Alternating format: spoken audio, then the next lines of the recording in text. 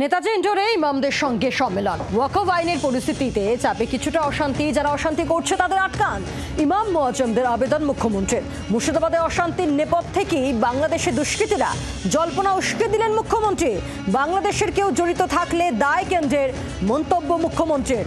অমিত শাহকে তোপ মুখ্যমন্ত্রীর। কালিদাসের মতো ডাল কাটছে, মোদি চলে গেলে আপনার কি হবে, আক্রমণ মুখ্যমন্ত্রীর।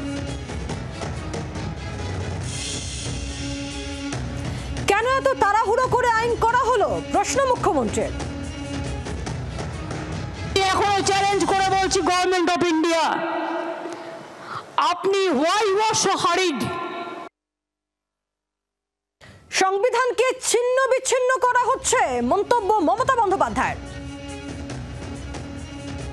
যে সংবিধান তৈরি করেছিলেন অন্যান্যদের নিয়ে, সেই সংবিধানটাকে বিজেপির সংবিধান তো বলা যায় না, ভারতবর্ষের সংবিধান বলা হয়, ইন্ডিয়ার সংবিধান বলা হয়। তো আপনারা ক্ষমতায় এসেই 10 বছর ধরে কি করছেন? মুখ্যমন্ত্রীর ওয়াকফ বার্তা, তার পাল্টা কি কি প্রতিক্রিয়া মিলেছে শুনবো। যেটা কানুন পাস হয়েছে, যতদিন ফেরত না হয়েছে আন্দোলন আমাদের চলবে। আমাদের সরকার, আমাদের মমতা ব্যানার্জি যে এখানকার সরকার আমাদের সাথে আছে।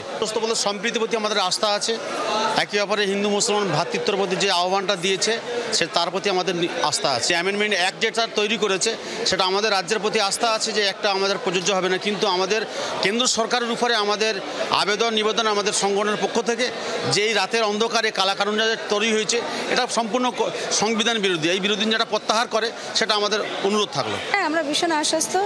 আমাদের মুখ্যমন্ত্রী যেভাবে বলেছেন যে আমাদের এমপিসরা সকলেই আমাদের সঙ্গে থাকবেন এবং আমাদের যিনি সব মুসলিম সংগঠন সবাইকে একসঙ্গে মিলে অ্যাপেয়ার করতে বলেছে, শান্তির বাংলা আমাদের বজায় রাখার জন্য আদেশ দিয়েছে। আমরা খুব আশ্বস্ত।